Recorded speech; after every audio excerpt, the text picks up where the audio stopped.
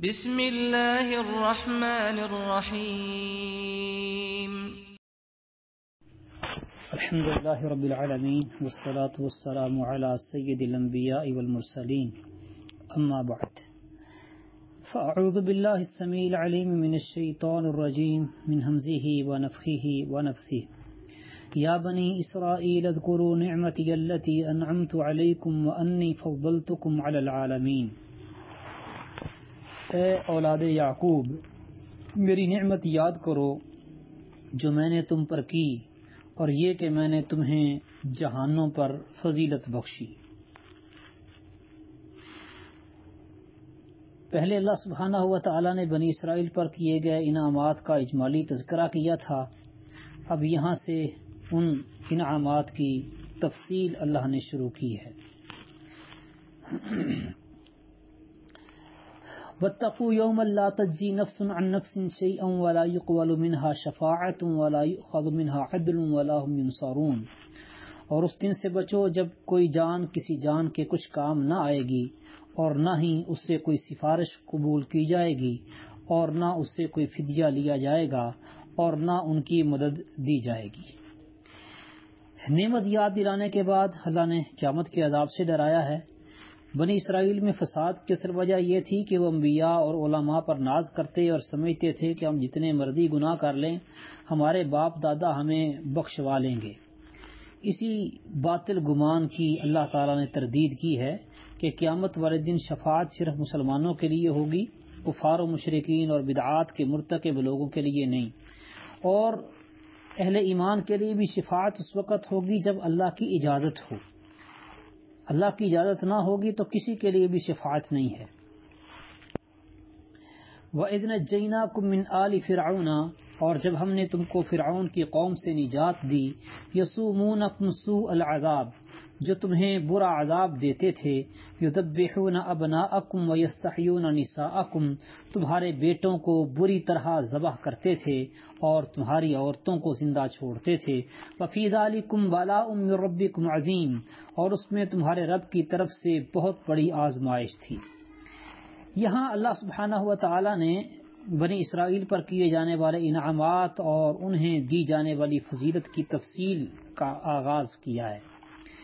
فرعون اور اس کے درباریوں نے آپس کے مشورے سے بنی اسرائیل کے نومولود بچوں کو ذبح کروانا شروع کیا، تو جب انہوں نے دیکھا کہ اس طرح تو بنی اسرائیل ختم ہو جائیں گے اور ہماری خدمت کے لیے کوئی باقی نہیں بچے گا، انہوں نے فیصلہ کیا کہ 1 سال کے بچے ذبح کر دو اور 1 سال کے باقی رہنے دو۔ وَإِذْ فَرَقْنَا بِكُمُ الْبَحْرَ فَأَنْجَيْنَاكُمْ وَأَغْرَقْنَا آلَ فِرْعَوْنَ وَأَنْتُمْ تَنظُرُونَ، اور جب ہم نے تمہارے لیے سمندر کو پھاڑ دیا، پھر ہم نے تمہیں نجات دی اور ہم نے فرعون کی قوم کو غرق کر دیا اور تم دیکھ رہے تھے۔ وَإِذْ وَاعَدْنَا مُوسَىٰ 40 لَيْلَةً ثُمَّ اتَّخَذْتُمُ الْعِجْلَ مِن بَعْدِهِ وَأَنْتُمْ ظَالِمُونَ، اور جب ہم نے موسیٰ علیہ السلام سے 40 راتوں کی میعاد مقرر کی، پھر اس کے بعد تم نے بچھڑے کو معبود بنا لیا اور تم ظالم تھے۔ ثم عفونا عنکم من بعد ذلك لعلکم تشکرون، پھر ہم نے اس کے بعد تمہیں معاف کر دیا تاکہ تم شکر کرو۔ فرعون سے نجات پانے کے بعد بنی اسرائیل صحرائے سینا میں پہنچے تو اللہ تعالیٰ نے موسیٰ علیہ السلام کو 40 رات کے لیے طور پر بلایا تاکہ انہیں تورات عطا کی جائے، لیکن ان کے جانے کے بعد بنی اسرائیل نے ایک بچھڑا بنایا اور اس کی پوجا شروع کر دی، تو اس وجہ سے بنی اسرائیل کو یہاں ظالم قرار دیا گیا ہے کہ وہ صریح طور پر شرک کے مرتکب ہوئے تھے۔ وَإِذْ قَالَ مُوسَىٰ لِقَوْمِهِ يَا قَوْمِ إِنَّكُمْ ظَلَمْتُمْ أَنفُسَكُمْ بِاتِّخَاذِكُمُ الْعِجْلَ فَتُوبُوا إِلَىٰ بَارِئِكُمْ، اور جب موسیٰ نے اپنی قوم سے کہا کہ اے میری قوم، بے شک تم نے اپنے بچھڑا بنانے کے ساتھ اپنی جانوں پر ظلم کیا ہے، سو اپنے پیدا کرنے والے کی طرف توبہ کرو۔ فَاقْتُلُوا أَنفُسَكُمْ، اور اپنی نفسوں کو قتل کرو۔ ذَلِكُمْ خَيْرٌ لَكُمْ عِندَ بَارِئِكُمْ، تمہارے پیدا کرنے والے کے ہاں یہ بہتر ہے۔ فَتَابَ عَلَيْكُمْ، تو اس نے تمہاری توبہ قبول کر لی۔ إِنَّهُ هُوَ التَّوَّابُ الرَّحِيمُ، بے شک وہ نہایت توبہ قبول کرنے والا اور رحم کرنے والا ہے۔ بنی اسرائیل میں جس طرح شادی شدہ زانی کو رجم کرنے کی سزا تھی، ایسے ہی شرک کے ارتکاب پر بھی انہیں قتل کی سخت سزا سنائی گئی تھی، اور اس پر عمل بھی ہوا۔ ہماری امت میں بھی ارتداد کی سزا قتل ہی ہے کہ جو دین کو بدلتا ہے، مرتد ہو جاتا ہے، اس کو قتل کر دیا جائے۔ وَإِذْ قُلْتُمْ يَا مُوسَىٰ لَن نُّؤْمِنَ لَكَ حَتَّىٰ نَرَى اللَّهَ جَهْرَةً، اور جب تم نے کہا اے موسیٰ ہم ہرگز تیرا یقین نہ کریں گے یہاں تک کہ ہم اللہ کو کھلم کھلا دیکھ لیں۔ فَأَخَذَتْكُمُ الصَّاعِقَةُ وَأَنْتُمْ تَنظُرُونَ، تو تمہیں کڑک نے پکڑ لیا اور تم دیکھ رہے تھے۔ ثُمَّ بَعَثْنَاكُم مِّن بَعْدِ مَوْتِكُمْ لَعَلَّكُمْ تَشْكُرُونَ، پھر ہم نے تمہیں تمہارے مرنے کے بعد زندہ کیا تاکہ تم شکر کرو۔ اکثر مفسرین کا کہنا ہے کہ یہ بات کہنے والے وہ 70 افراد تھے جن کا سورہ اعراف میں ذکر ہے، جنہیں اللہ تعالیٰ کے مقرر کردہ وقت کے لیے موسیٰ علیہ الصلوۃ والسلام نے چنا تھا۔ جب موسیٰ علیہ الصلوۃ والسلام سے اللہ نے کلام کیا تو انہوں نے کہا کہ ہم تمہارے کہنے پر یقین نہیں کریں گے حتیٰ کہ ہم اپنی آنکھوں سے خود اللہ کو نہ دیکھیں۔ اس پر وہ رجفہ اور صاعقہ سے بے ہوش ہو گئے۔ رجفہ یعنی زلزلہ اور صاعقہ بجلی کی کڑک، اس سے بے ہوش ہو کر مر گئے۔ موسیٰ علیہ الصلوۃ والسلام کی دعا سے دوبارہ زندہ ہوئے۔ یہاں کچھ لوگ موت سے بے ہوشی مراد لیتے ہیں، لیکن یہ درست نہیں ہے کیونکہ یہاں واضح طور پر موت کا ذکر آیا ہے۔ تو اس سے معلوم ہوتا ہے کہ ایمان لانے کی شرط کے طور پر اللہ تعالیٰ کے دیکھنے کا مطالبہ کرنا یہ بہت بڑی گستاخی ہے۔ وَذَلَّلْنَا عَلَيْكُمُ الْغَمَامَ وَأَنزَلْنَا عَلَيْكُمُ الْمَنَّ وَالسَّلْوَىٰ، اور ہم نے تم پر بادل کا سایہ کیا اور ہم نے تم پر من اور سلوہ اتارا۔ کُلُوا مِن طَیِّبَاتِ مَا رَزَقْنَاکُمْ، ان پاکیزہ چیزوں میں سے کھاؤ جو ہم نے تمہیں دی ہیں۔ وَمَا ظَلَمُونَا وَلَٰكِن كَانُوا أَنفُسَهُمْ يَظْلِمُونَ، اور انہوں نے ہم پر ظلم نہیں کیا اور لیکن وہ اپنے آپ پر ہی ظلم کیا کرتے تھے۔ یہ من اور سلوہ کیا ہے؟ اس حوالے سے صحیح بخاری اور صحیح مسلم میں نبی کریم صلی اللہ علیہ وسلم کا فرمان ہے کہ کھمبی من میں سے ہے جو اللہ تعالیٰ نے موسیٰ علیہ السلام پر اتاری، اور اس کا پانی آنکھ کے لیے شفا ہے۔ اس سے پتہ چلتا ہے کہ من، اس میں کئی ایک چیزیں شامل ہیں جو صحرا میں خود بخود پیدا ہو جاتی تھی۔ میٹھی گوند بھی من کی ایک قسم ہے جو ابن عباس رضی اللہ تعالی عنہ اور مجاہد رحمہ اللہ سے منقول ہے من کی تفسیر میں۔ اور جو سلوہ ہے یہ بٹیر یا اس سے ملتے جلتے پرندے کو کہا جاتا ہے۔ صحرا میں اللہ کے حکم سے بے شمار پرندے آ جاتے، یہ بنی اسرائیل انہیں پکڑ کر کھا لیا کرتے تھے۔ یہ ان کے لیے من اور سلوہ تھا۔ وَإِذْ قُلْنَا ادْخُلُوا هَٰذِهِ الْقَرْيَةَ، اور جب ہم نے کہا کہ اس بستی میں داخل ہو جاؤ، فَكُلُوا مِنْهَا حَيْثُ شِئْتُمْ رَغَدًا، تو اس میں سے کھلا کھاؤ جہاں سے چاہو، وَادْخُلُوا الْبَابَ سُجَّدًا، اور دروازے میں سجدہ کرتے ہوئے داخل ہو جاؤ، فَقُولُوا حِطَّةٌ، اور کہو کہ بخش دے، نَغْفِرْ لَكُمْ خَطَايَاكُمْ، تو ہم تمہیں تمہاری خطائیں بخش دیں گے، وَسَنَزِيدُ الْمُحْسِنِينَ، اور نیکی کرنے والوں کو جلد ہی زیادہ دیں گے۔ یہ کون سا شہر تھا؟ بعض علماء نے ریحا کہا ہے، بعض نے فرعون والا مصر کہا ہے، اور اکثر بیت المقدس کا شہر مراد لیتے ہیں، اور یہ بات زیادہ بہتر معلوم ہوتی ہے۔ فَبَدَّلَ الَّذِينَ ظَلَمُوا قَوْلًا غَيْرَ الَّذِي قِيلَ لَهُمْ، پھر ان لوگوں نے جنہوں نے ظلم کیا اس بات کو اس کے خلاف بدل دیا جو ان سے کہی گئی تھی۔ فَأَنزَلْنَا عَلَى الَّذِينَ ظَلَمُوا رِجْزًا مِّنَ السَّمَاءِ بِمَا كَانُوا يَفْسُقُونَ، تو ہم نے ان لوگوں پر جنہوں نے ظلم کیا تھا آسمان سے ایک عذاب نازل کیا اس لیے کہ وہ نافرمانی کرتے تھے۔ ان ظالموں نے اللہ کے حکم کا مذاق اڑایا، اور رسول اللہ صلی اللہ علیہ وسلم فرماتے ہیں کہ بنی اسرائیل سے کہا گیا تھا سجدہ کرتے ہوئے داخل ہو جاؤ اور حطۃ کہو، تو وہ اپنے سرینوں کے بال گھسٹتے ہوئے داخل ہوئے اور کہنے لگے حبۃ فی شعرۃ۔ صحیح بخاری اور صحیح مسلم میں یہ حدیث موجود ہے۔ تو بالکل ہی اللہ کے حکم کو بدل کے رکھ دیا۔ وَإِذِ اسْتَسْقَىٰ مُوسَىٰ لِقَوْمِهِ فَقُلْنَا اضْرِب بِّعَصَاكَ الْحَجَرَ، اور جب موسیٰ نے اپنی قوم کے لیے پانی مانگا تو ہم نے کہا اپنی لاٹھی اس پتھر پر مار.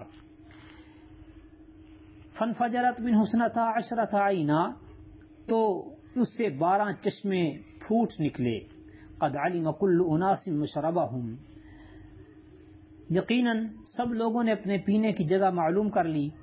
کلوا واشربوا من رزق اللہ، اللہ کے رزق میں سے کھاؤ اور پیو. ولا تعثوا فی الارض مفسدین، اور زمین میں فساد کرتے ہوئے دنگا نہ مچاؤ.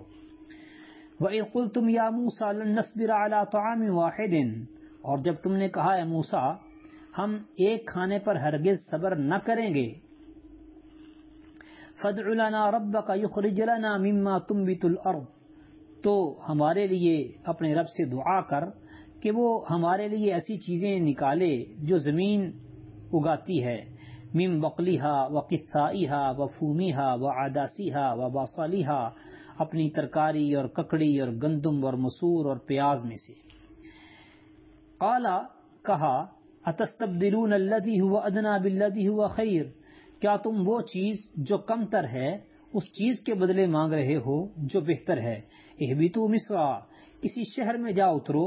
فإن لکم ما سألتم، تو یقیناً اس میں تمہارے لیے وہ کچھ ہوگا جو تم نے مانگا.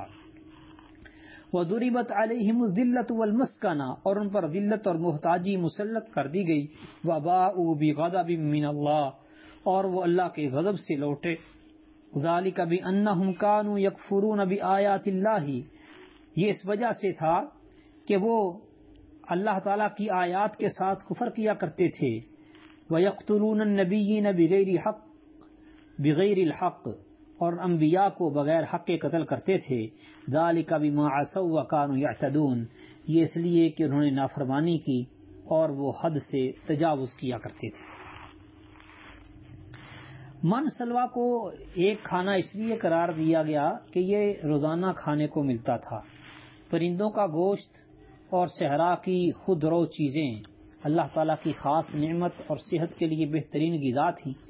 انہیں آزادی اور فراغت بھی حاصل تھی، لیکن انہوں نے ان نعمتوں کی قدر نہ کی اور ان چیزوں کا تقاضا کرنے لگے جن کے وہ زمانہ غلامی میں عادی تھے. اور یہ چیزیں آزاد فضا میں ملنے والے من و سلوا کے مقابلے میں بالکل ہیچ تھیں.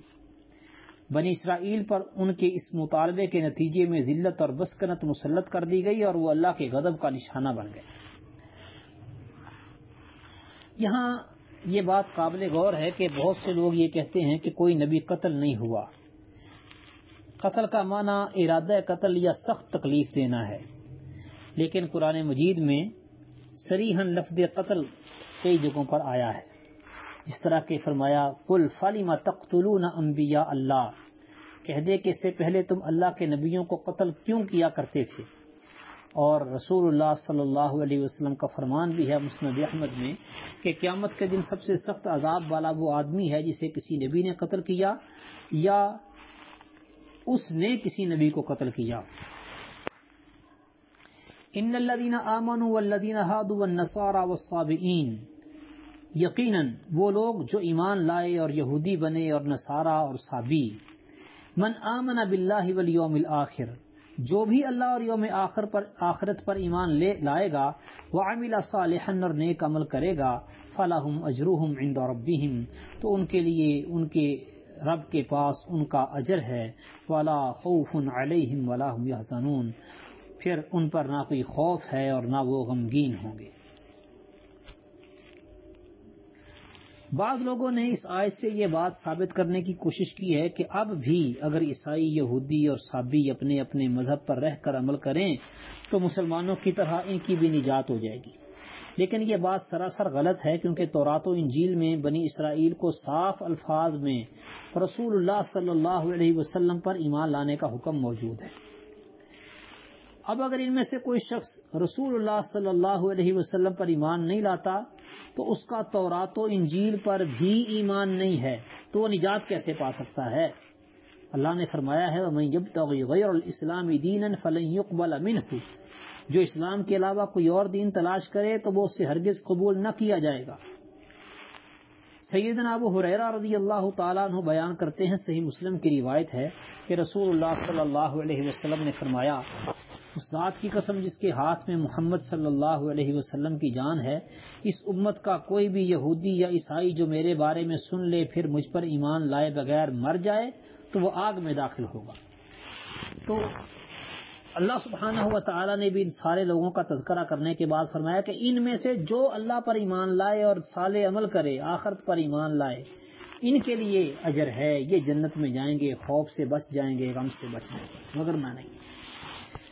وَإِذْ أَخَذْنَا مِيثَاقَكُمْ وَرَفَعْنَا فَوْقَكُمُ الطُّورَ، اور جب ہم نے تمہارا پختہ عہد تم سے لیا اور تمہارے اوپر پہاڑ کو بلند کیا، خُذُوا مَا آتَيْنَاكُمْ بِقُوَّةٍ، جو ہم نے تمہیں دیا ہے اسے قوت کے ساتھ پکڑو، مضبوطی سے پکڑو، وَاذْكُرُوا مَا فِيهِ لَعَلَّكُمْ تَتَّقُونَ، اور جو اس میں ہے اسے یاد کرو تاکہ تم بچ جاؤ۔ ثُمَّ تَوَلَّيْتُم مِّن بَعْدِ ذَلِكَ، پھر اس کے بعد تم پھر گئے، فَلَوْلَا فَضْلُ اللَّهِ عَلَيْكُمْ وَرَحْمَتُهُ لَكُنتُم مِّنَ الْخَاسِرِينَ، تو اگر تم پر اللہ کا فضل اور اس کی رحمت نہ ہوتی تو تم یقیناً خسارہ اٹھانے والوں میں سے ہو جاتے۔ وَلَقَدْ عَلِمْتُمُ الَّذِينَ اعْتَدَوْا مِنْكُمْ فِي السَّبْتِ فَقُلْنَا لَهُمْ كُونُوا قِرَدَةً خَاسِئِينَ، اور بلا شبہ یقیناً تم ان لوگوں کو جان چکے ہو جو تم میں سے ہفتے کے دن میں حد سے گزر گئے، تو ہم نے ان سے کہا ذلیل بندر ہو جاؤ۔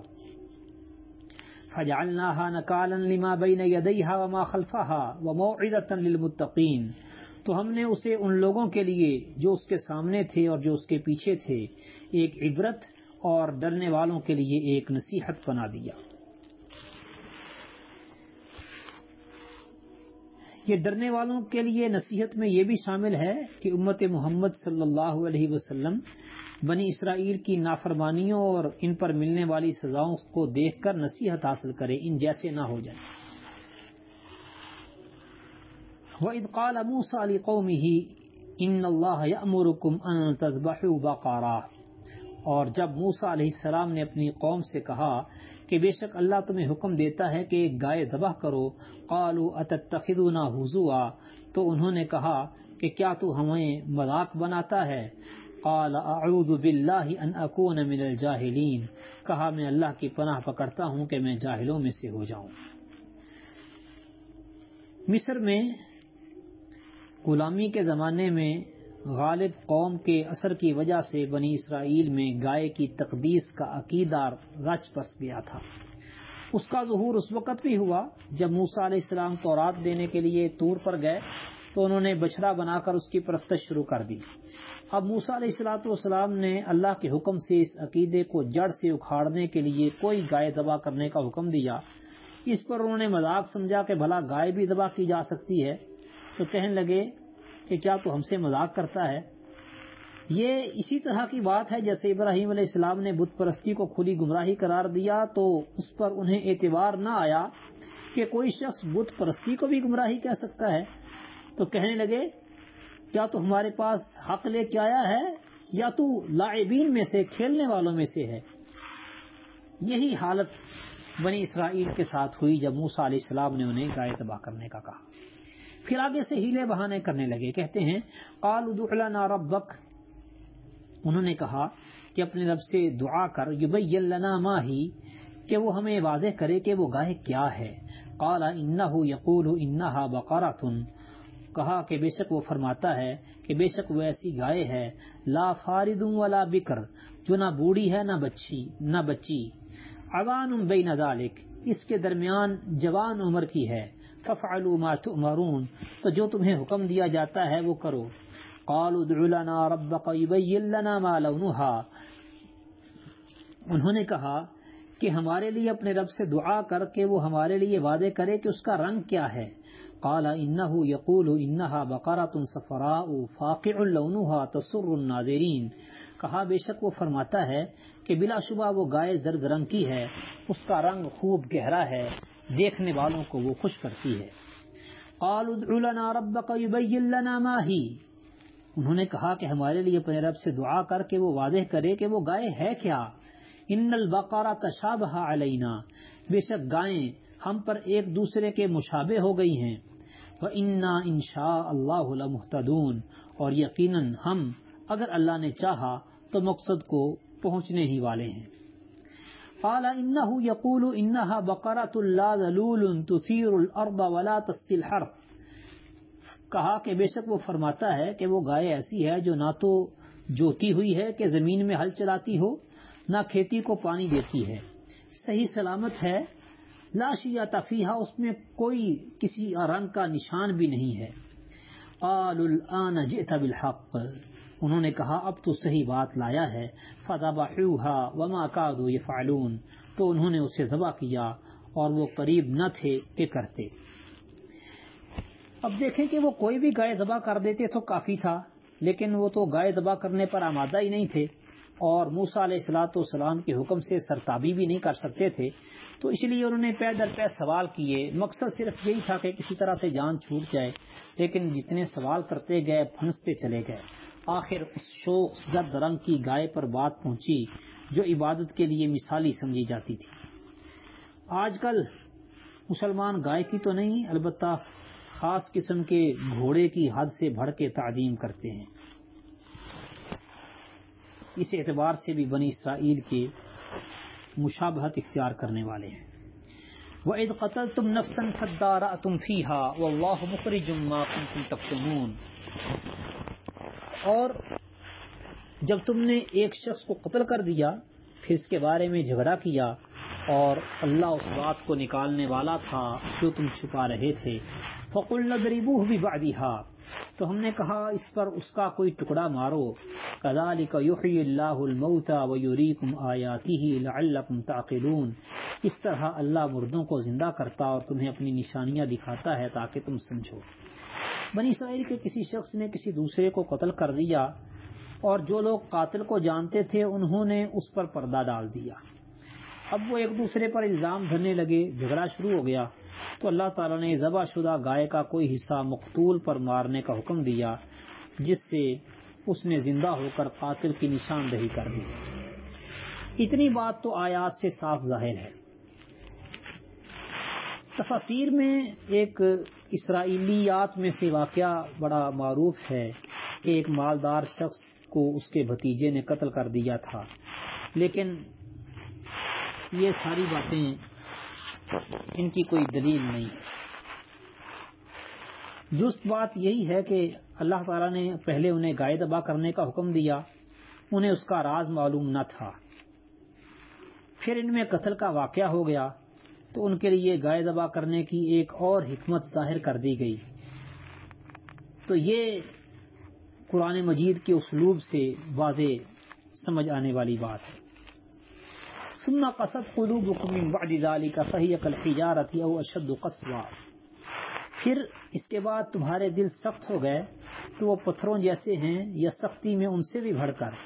وَإِنَّ مِنَ الْحِجَارَةِ لَمَا يَتَفَجَّرُ مِنْهُ الْأَنْهَارُ، اور بے شک پتھروں میں سے یقیناً کچھ ایسے ہیں جن سے نہریں پھوٹ نکلتی ہیں۔ وَإِنَّ مِنْهَا لَمَا يَشَّقَّقُ فَيَخْرُجُ مِنْهُ الْمَاءُ، اور بے شک ان میں سے کچھ یقیناً وہ ہیں جو پھٹ جاتے ہیں تو ان سے پانی نکلتا ہے۔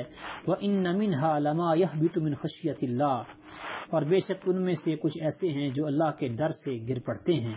وَمَا اللَّهُ بِغَافِلٍ عَمَّا تَعْمَلُونَ، اور اللہ ہرگز اس سے غافل نہیں ہے جو تم کر رہے ہو۔ اس آیت میں اللہ سبحانہ و تعالیٰ نے بنی اسرائیل کی سرزنش فرمائی ہے کہ عجیب کم بخت قوم ہو، مردے کا جی اٹھنا تو تم اپنی آنکھوں سے دیکھ چکے، پھر بھی اپنے کفر اور سرکشی پر ڈٹے رہے ہو، اور تمہارے دل نرم ہونے کے بجائے مزید سخت ہو گئے جیسے کہ پتھر، بلکہ پتھروں سے بھی زیادہ سخت۔ اس لیے اللہ تعالیٰ نے مسلمانوں کو اہل کتاب جیسا رویہ اختیار کرنے سے منع کیا ہے۔ اللہ تعالیٰ نے پتھروں کی نرمی بیان کرنے کے لیے ان کی 3 قسمیں بیان کی ہیں کہ اللہ کے ڈر سے پتھر کچھ ایسے ہیں جن میں سے نہریں پھوٹتی ہیں، کچھ ایسے ہیں جو پھٹ جاتے ہیں اور پانی نکل آتا ہے، اور کچھ ایسے ہیں جو اللہ کے خوف کی وجہ سے گر پڑتے ہیں۔ اللہ تعالیٰ نے عقل والی مخلوقات کے علاوہ ان میں بھی ایک شعور اور فہم رکھا ہے۔ قرآن مجید میں اس کی بہت سی مثالیں موجود ہیں، جیسے کہ فرمایا وَإِن مِّن شَيْءٍ إِلَّا يُسَبِّحُ بِحَمْدِهِ وَلَٰكِن لَّا تَفْقَهُونَ تَسْبِيحَهُمْ، اور کوئی بھی چیز نہیں ہے مگر اللہ کی حمد کے ساتھ تسبیح کرتی ہے، لیکن تم ان کی تسبیح کو نہیں سمجھتے۔ اسی طرح احد پہاڑ کے بارے میں صحیح بخاری میں نبی صلی اللہ علیہ وسلم کا فرمان ہے کہ احد ایسا پہاڑ ہے جو ہم سے محبت کرتا ہے اور ہم اس سے محبت کرتے ہیں۔ تو ان جمادات میں بھی یہ صلاحیت موجود ہے۔ افتطمعون ان یؤمنوا لکم، تو کیا تم طمع رکھتے ہو کہ وہ تمہارے لیے ایمان لے آئیں گے؟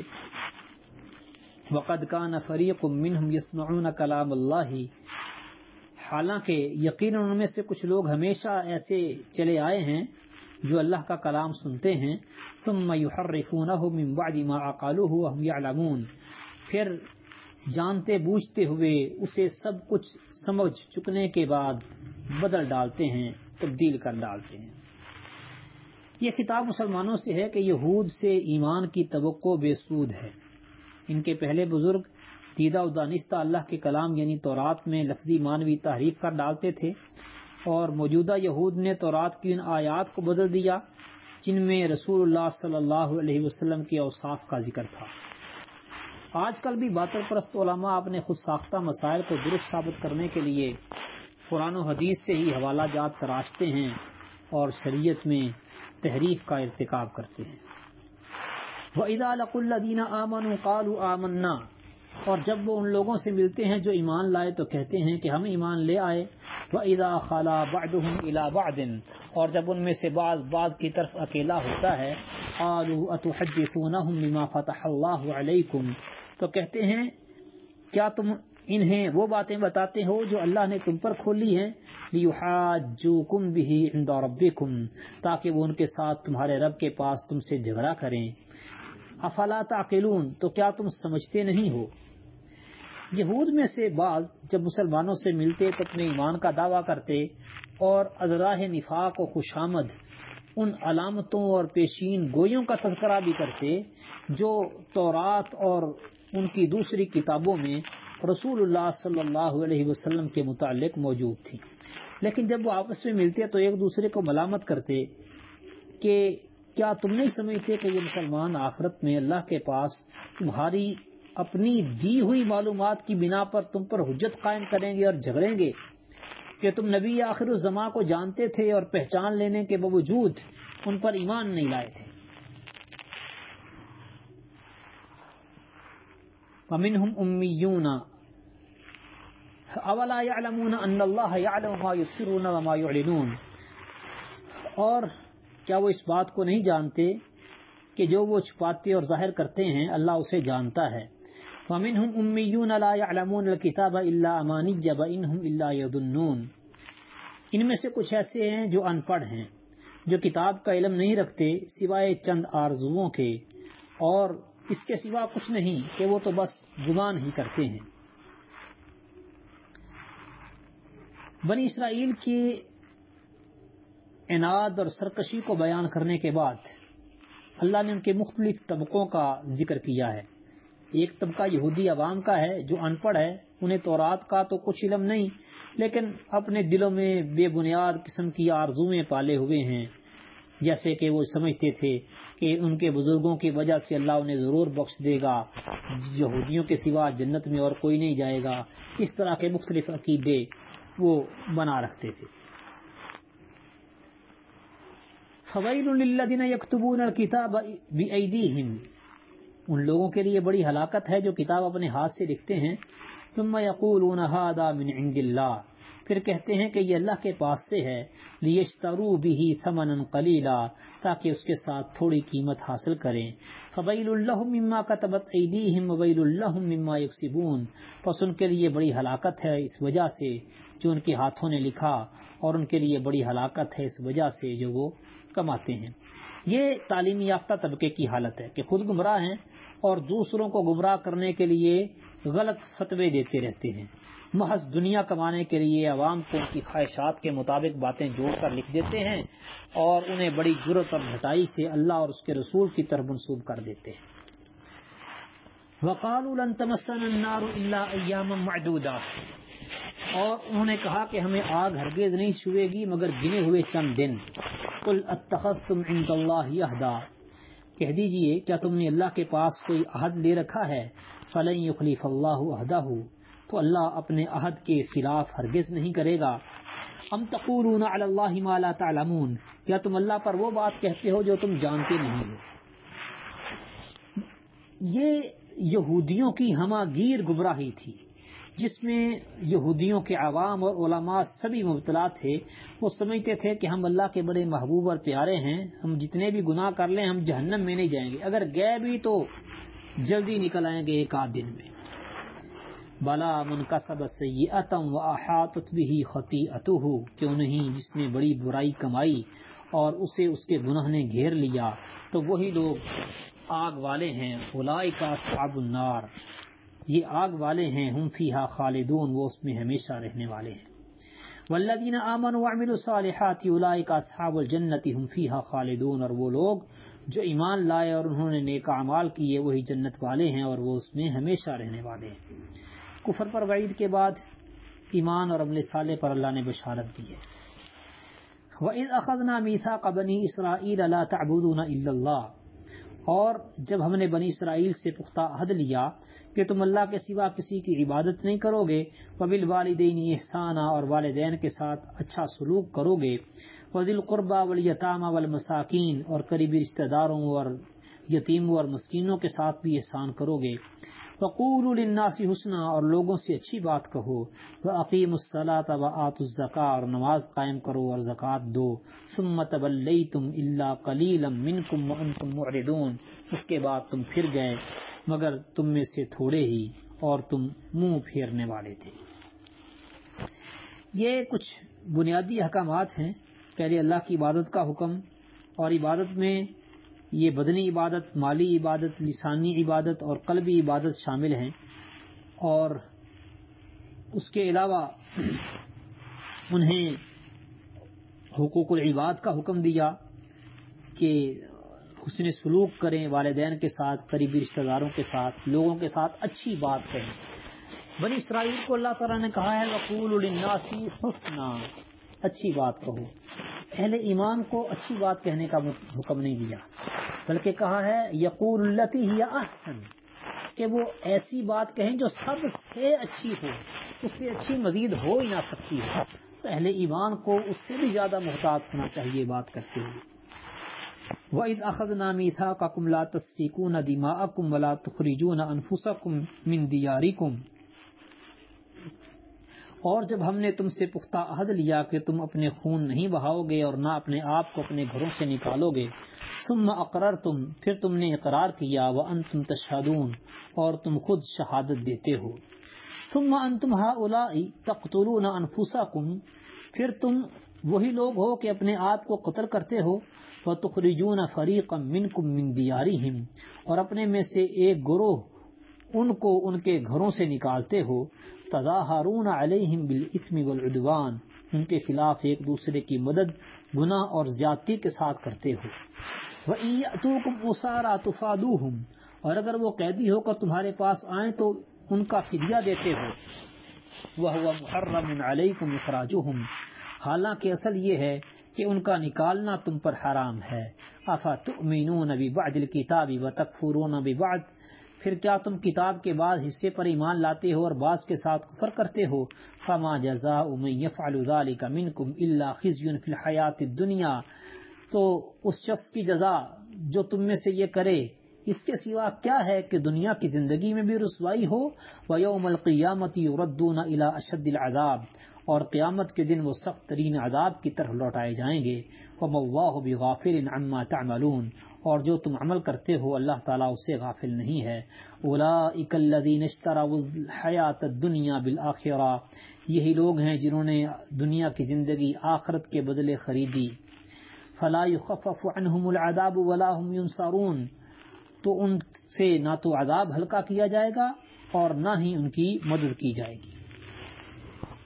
بنی اسرائیل سے 4 وعدے تھے کہ ایک دوسرے کا خون نہیں بہانا، ایک دوسرے کو گھروں سے نہیں نکالنا، ایک دوسرے کے خلاف مدد نہیں کرنی، اور قیدیوں کو فدیہ دے کر چھڑا لینا، لیکن وہ صرف ایک کام پر عمل کرتے تھے کہ قیدیوں کو فدیہ دے کر چھڑا لیتے تھے، باقیوں کو انہوں نے چھوڑا ہوا تھا۔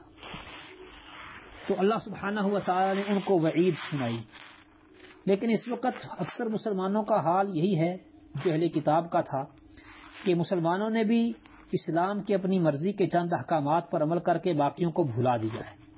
تو اللہ نے کہا تھا کہ جو بھی ایسا کرے گا اس کو دنیا میں ذلت و رسوائی ملے گی اور آخرت میں اشد العذاب، سخت ترین عذاب ہوگا.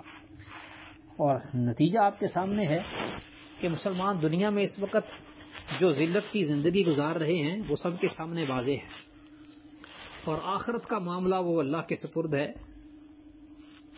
وَلَقَدْ آتَيْنَا مُوسَى الْكِتَابَ وَقَفَّيْنَا مِن بَعْدِهِ بِالرُّسُلِ، اور بلا شبہ یقیناً ہم نے موسیٰ علیہ السلام کو کتاب دی اور اس کے بعد پے در پے بہت سے رسول بھیجے. وَآتَيْنَا عِيسَى ابْنَ مَرْيَمَ الْبَيِّنَاتِ، اور ہم نے عیسیٰ بن مریم کو واضح نشانیاں دیں. وَأَيَّدْنَاهُ بِرُوحِ الْقُدُسِ، اور اسے پاک روح کے ساتھ قوت بخشی.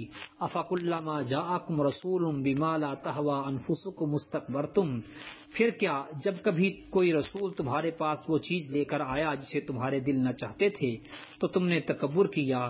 فَفَرِيقًا كَذَّبْتُمْ وَفَرِيقًا تَقْتُلُونَ، تو ایک گروہ کو جھٹلا دیا اور ایک گروہ کو قتل کرتے رہے. موسیٰ علیہ السلام کے بعد آنے والے چند انبیاء کا نام اللہ نے قرآن مجید میں ذکر کیا ہے: ہارون، ذوالکفل، الیاس، الیسع، داود، سلیمان، عزیر، یونس، زکریا، یحییٰ اور عیسیٰ صلوات اللہ علیہم. اور یوشع بن نون کا ذکر بھی حدیث میں آتا ہے، اور لقمان کے نبی ہونے اور نہ ہونے کے بارے میں اختلاف ہے. یہ وہ ہیں جو موسیٰ علیہ السلام کے بعد رسول آئے، تو ان کی نفسانی خواہشات کے مطابق احکامات ہوتے تھے تو وہ انبیاء کو جھٹلاتے اور ان کو قتل کر دیتے تھے. وقالوا قلوبنا غلف، اور انہوں نے کہا کہ ہمارے دل غلاف میں محفوظ ہیں. بل لعنهم اللہ بکفرہم، بلکہ اللہ نے ان کے کفر کی وجہ سے ان پر لعنت کر دی. فقلیلا ما یؤمنون، پس وہ بہت کم ہی ایمان لاتے ہیں. یہودی کہتے تھے کہ ہمارے دل غلاف میں محفوظ ہیں، تمہاری باتوں کا ان پر کوئی اثر نہیں ہوگا.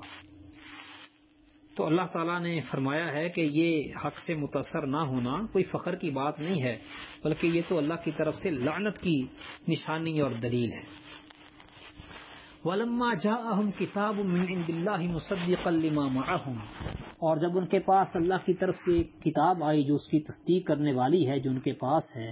وَكَانُوا مِن قَبْلُ يَسْتَفْتِحُونَ عَلَى الَّذِينَ كَفَرُوا، حالانکہ وہ اس سے پہلے ان لوگوں پر فتح طلب کیا کرتے تھے جنہوں نے کفر کیا.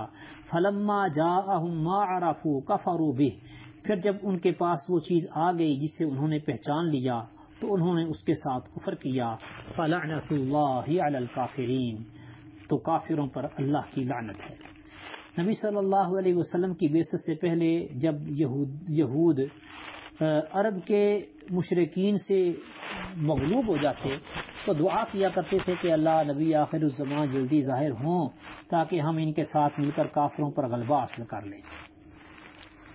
لیکن جب رسول اللہ صلی اللہ علیہ وسلم آئے تو پھر ایمان لانے کے بجائے یہ لوگ کفر کرنے لگے. بئس ما اشتروا به انفسهم ان يكفروا بما انزل الله بغيا ان ينزل الله من فضله على من يشاء من عباده، بری ہے وہ چیز جس کے بدلے انہوں نے اپنے آپ کو بیچ ڈالا کہ اس چیز کا انکار کر دیں جو اللہ نے نازل فرمائی، اس ضد سے کہ اللہ اپنا کچھ فضل اپنے بندوں میں سے جس پر چاہتا ہے نازل کرتا ہے. فباءوا بغضب علی غضب، پس وہ غضب پر غضب لے کر لوٹے. وللکافرین عذاب مہین، اور کافروں کے لیے رسوا کن عذاب ہے. یعنی جب انہوں نے رسول اللہ صلی اللہ علیہ وسلم کو پہچان لیا کہ یہی وہ نجات دلانے والا ہے جس کے آنے کی ہم آرزوئیں اور دعائیں کیا کرتے تھے، تو انہوں نے رسول اللہ صلی اللہ علیہ وسلم کو ماننے کے بجائے جھٹلا دیا، انکار کیا ماننے سے. اس کی وجہ صرف ان کی ہٹ درمی تھی، نسلی تعصب تھا، حسد تھا کہ اللہ نے اپنا آخری نبی ان میں کیوں نہیں بھیجا اور ان پڑھ قوم میں عرب میں نبی کیوں بھیج دیا.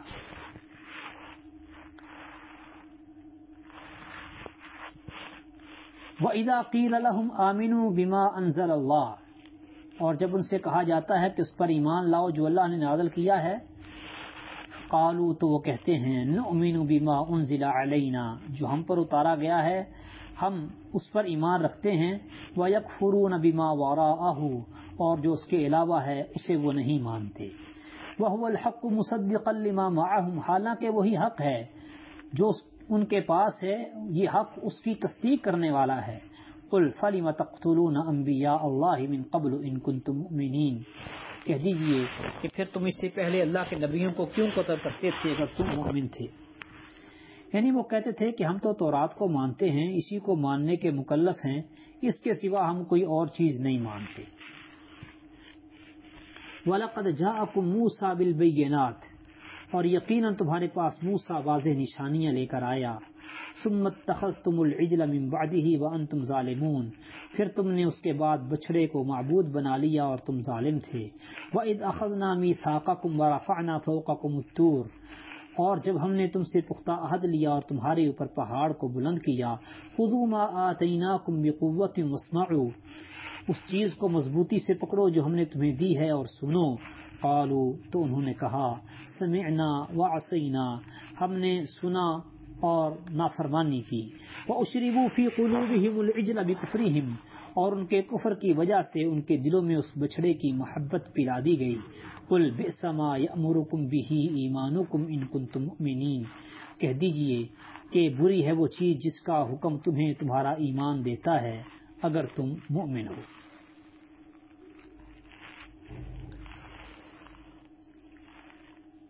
سمعنا اور عصینا یہ کیسی عجیب قوم تھی کہ بیک زباں کہتے کہ ہم نے سن لیا لیکن مانتے نہیں ہیں نافرمانی کی صاف صاف نافرمانی کا اعلان کرتے تھے اتنے ہٹ درم لوگ تھے یہ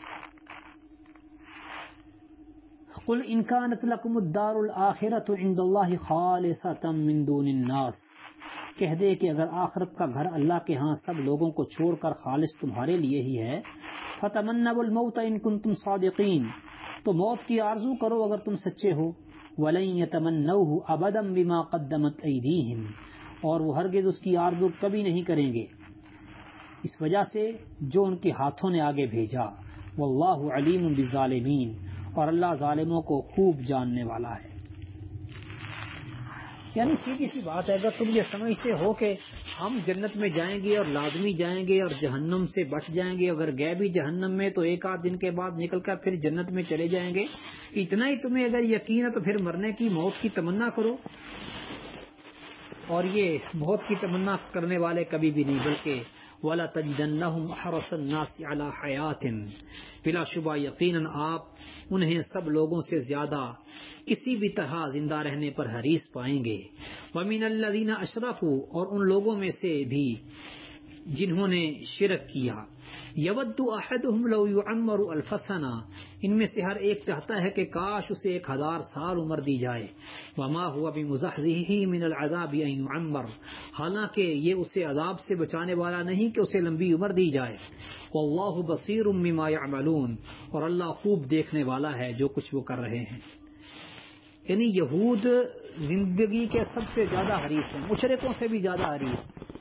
وہ کسی بھی طرح انہیں زندہ رہنا پڑے غلام بن کر یا عزت کے ساتھ ذلت کے ساتھ جیسے بھی وہ چاہتے ہیں کہ ہم زندہ رہیں بس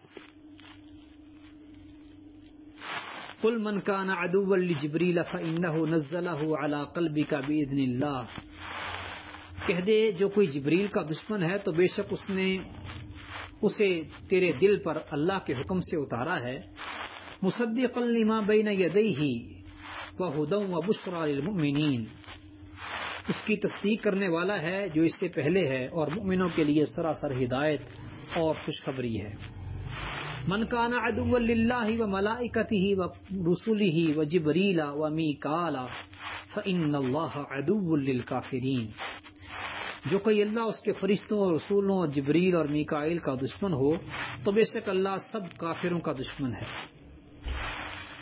یہودی رسول اللہ صلی اللہ علیہ وسلم کی عداوت میں یہاں تک چلے گئے تھے کہ انہوں نے جبرائیل علیہ السلام کو بھی اپنا دشمن قرار دے لیا تھا تو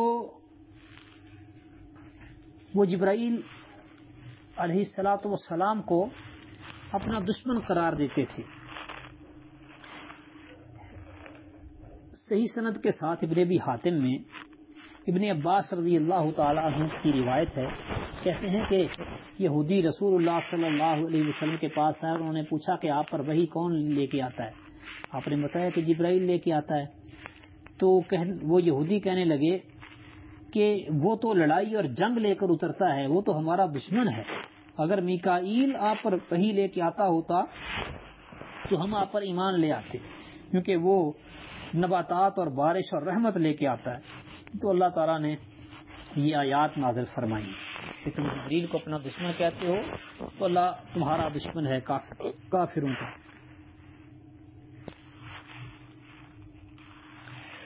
وَلَقَدْ أَنزَلْنَا إِلَيْكَ آيَاتٍ بَيِّنَاتٍ، اور بلا شبہ ہم نے تیری طرف بعض آیات نازل کی ہیں. وَمَا يَكْفُرُ بِهَا إِلَّا الْفَاسِقُونَ، اور ان سے کفر نہیں کرتے مگر وہ لوگ جو فاسق ہیں. یعنی کھلی نشانیاں جن میں نبی صلی اللہ علیہ وسلم کی واضح نبوت کا ثبوت بھی ہے، یہ دیکھنے کے باوجود انکار کرنے والے نافرمان اور فاسق لوگ ہی ہوتے ہیں. أَوَكُلَّمَا عَاهَدُوا عَهْدًا نَبَذَهُ فَرِيقٌ مِّنْهُمْ بَلْ أَكْثَرُهُمْ لَا يُؤْمِنُونَ، اور کیا جب کبھی انہوں نے کوئی عہد کیا تو اسے ان میں سے ایک گروہ نے پھینک دیا، بلکہ ان میں سے اکثر ایمان نہیں رکھتے. وَلَمَّا جَاءَهُمْ رَسُولٌ مِّنْ عِندِ اللَّهِ مُصَدِّقٌ لِّمَا مَعَهُمْ، اور جب ان کے پاس اللہ کی طرف سے ایک رسول اس کی تصدیق کرنے والا آیا جو ان کے پاس ہے. نَبَذَ فَرِيقٌ مِّنَ الَّذِينَ أُوتُوا الْكِتَابَ كِتَابَ اللَّهِ وَرَاءَ ظُهُورِهِمْ كَأَنَّهُمْ لَا يَعْلَمُونَ، تو ان لوگوں میں سے ایک گروہ نے جنہیں کتاب دی گئی تھی اللہ کی کتاب کو اپنے پیچھے پشتوں کے پیچھے پھینک دیا، گویا کہ وہ جانتے ہی نہیں. وَاتَّبَعُوا مَا تَتْلُو الشَّيَاطِينُ عَلَى مُلْكِ سُلَيْمَانَ، اور وہ اس چیز کے پیچھے لگ گئے جو شیاطین سلیمان کے عہد حکومت میں پڑھا کرتے تھے. وَمَا كَفَرَ سُلَيْمَانُ وَلَكِنَّ الشَّيَاطِينَ كَفَرُوا يُعَلِّمُونَ النَّاسَ السِّحْرَ، اور سلیمان علیہ السلام نے کفر نہیں کیا بلکہ شیاطین نے کفر کیا کہ وہ لوگوں کو جادو سکھایا کرتے تھے. وَمَا أُنزِلَ عَلَى الْمَلَكَيْنِ بِبَابِلَ هَارُوتَ وَمَارُوتَ، اور وہ اس چیز کے پیچھے لگے جو بابل میں دو فرشتوں ہاروت اور ماروت پر اتاری گئی تھی. وَمَا يُعَلِّمَانِ مِنْ أَحَدٍ حَتَّى يَقُولَا إِنَّمَا نَحْنُ فِتْنَةٌ فَلَا تَكْفُرْ، حالانکہ وہ دونوں کسی کو نہیں سکھاتے تھے یہاں تک کہ کہتے ہم تو محض ایک آزمائش ہیں سو تو کفر نہ کر. فَيَتَعَلَّمُونَ مِنْهُمَا مَا يُفَرِّقُونَ بِهِ بَيْنَ الْمَرْءِ وَزَوْجِهِ، پھر وہ ان دونوں سے وہ چیز سیکھتے تھے جس کے ساتھ وہ مرد اور اس کی بیوی کے درمیان جدائی ڈال دیتے.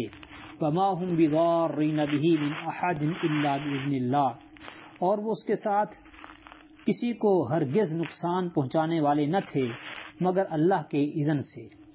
وَيَتَعَلَّمُونَ مَا يَضُرُّهُمْ وَلَا يَنفَعُهُمْ، اور وہ ایسی چیز سیکھتے تھے جو انہیں نقصان پہنچاتی تھی اور انہیں فائدہ نہ دیتی تھی. وَلَقَدْ عَلِمُوا لَمَنِ اشْتَرَاهُ مَا لَهُ فِي الْآخِرَةِ مِنْ خَلَاقٍ، حالانکہ بلا شبہ وہ جان چکے تھے کہ جس نے اسے خریدا آخرت میں اس کا کوئی حصہ نہیں ہے. وَلَبِئْسَ مَا شَرَوْا بِهِ أَنفُسَهُمْ لَوْ كَانُوا يَعْلَمُونَ، اور وہ چیز جس کے بدلے انہوں نے اپنے آپ کو بیچ ڈالا وہ بہت بری ہے، کاش وہ جانتے ہوتے.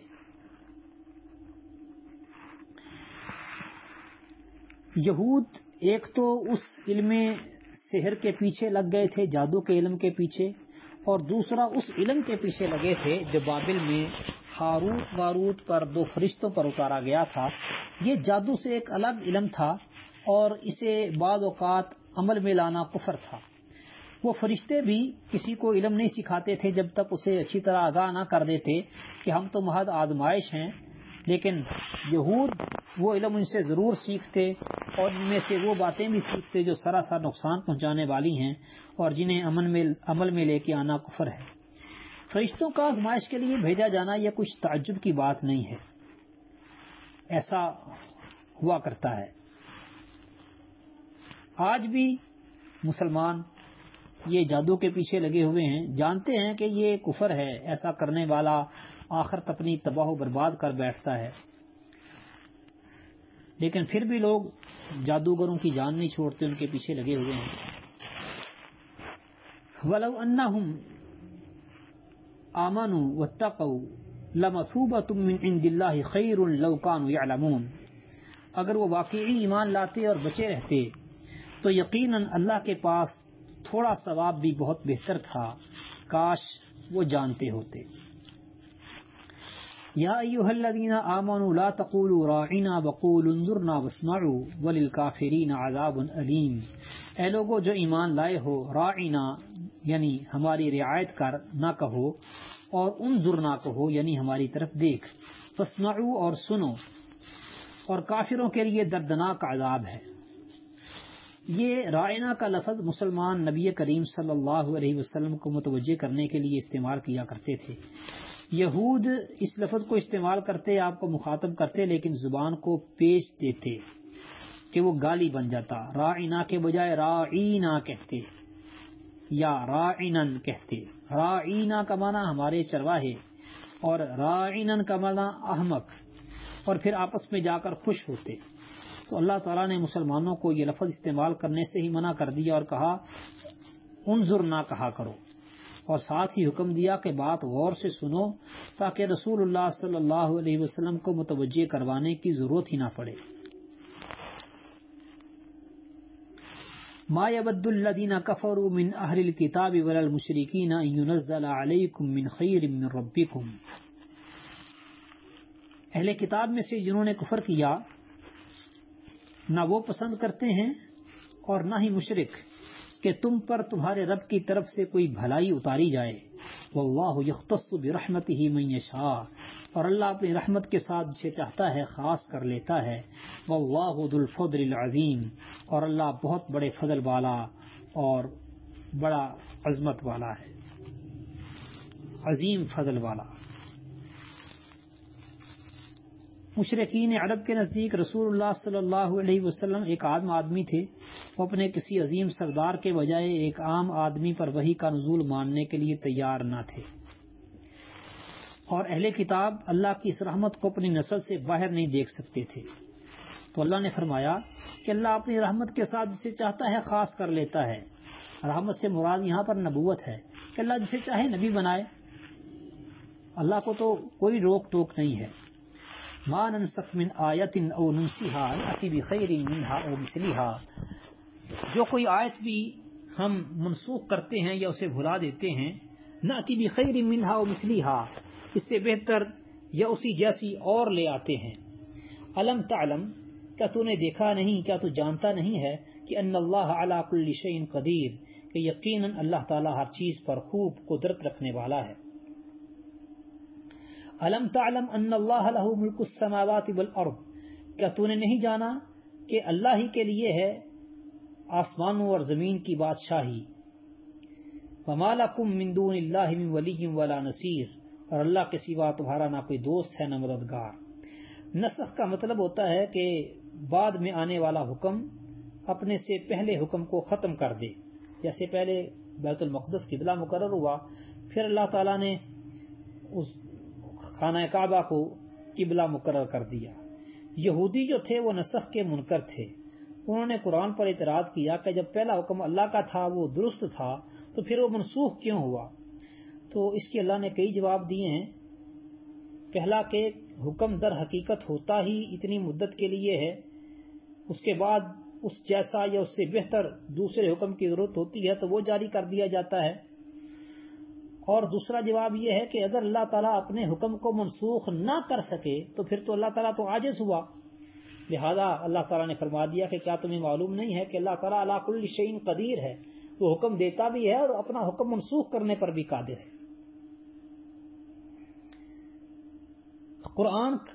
قرآن کے ساتھ منسوخ ہو جاتا ہے اور سنت بھی قرآن کے ذریعے منسوخ ہو سکتی ہے.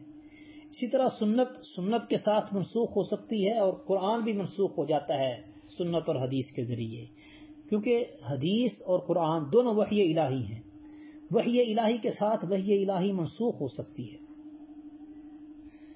ام تريدون ان تسألوا رسولكم كما سئل موسى من قبل، یا تم ارادہ رکھتے ہو کہ اپنے رسول سے سوال کرو جس طرح اس سے پہلے موسیٰ علیہ السلام سوال کیے گئے؟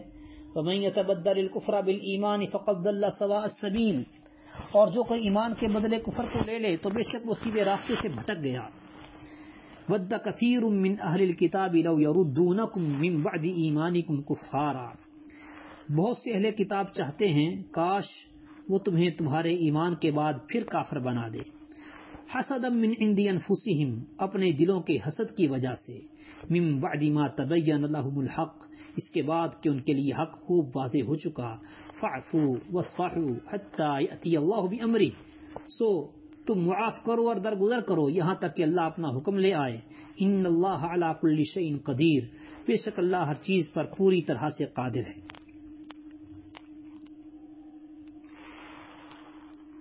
موسیٰ علیہ السلام سے لوگوں نے مطالبہ کیا تھا کہ ہم اللہ کو کھلم کھلا دیکھنا چاہتے ہیں۔ اہل کتاب نے نبی کریم صلی اللہ علیہ وسلم سے بھی اسی طرح کی گستاخیاں کی، اور گستاخانہ سوالات کو اللہ تعالیٰ نے ایمان کے بدلے کفر کو اختیار کرنا قرار دیا۔